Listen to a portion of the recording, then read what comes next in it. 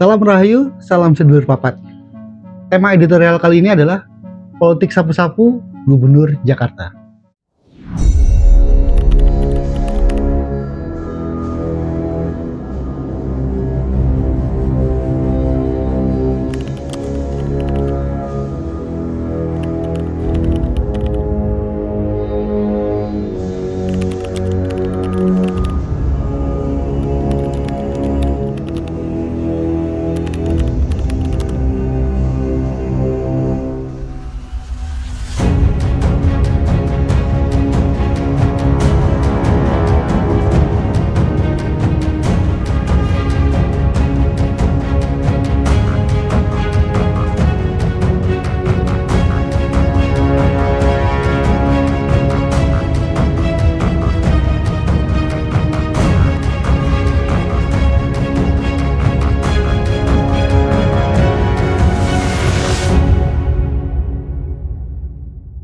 Minggu kemarin, kita melihat gerakan aksi Pramono Anung dalam memberantas ikan sapu-sapu di kanal-kanal Jakarta.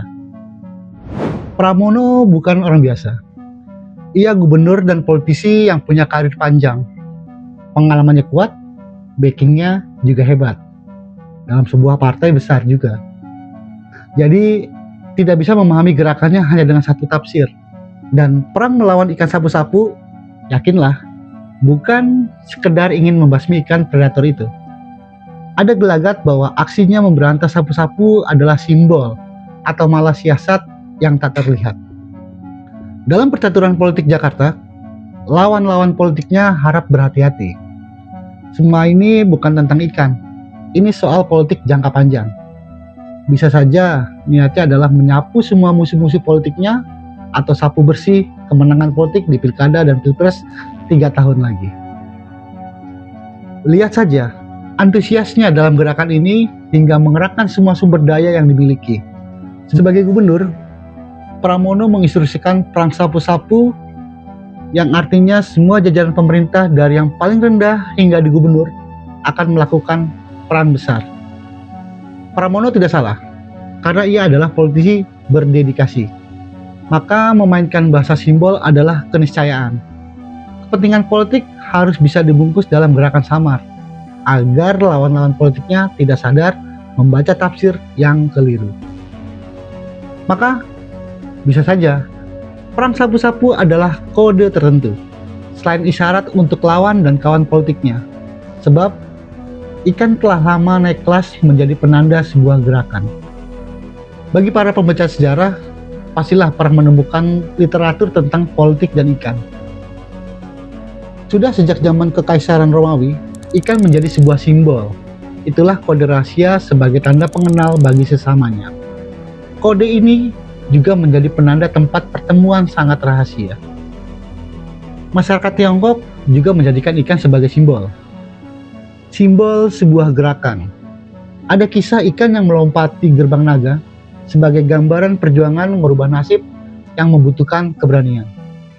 Di era kerajaan-kerajaan Nusantara, ikan juga sering muncul dalam catatan-catatan kuno prasasti, candi-candi, hingga cerita rakyat yang penuh filosofi sebagai simbol perlawanan terhadap penindasan struktural. Tapi umumnya, ikan ditempatkan sebagai sesuatu yang luhur, bukan diburu, seperti sapu-sapu.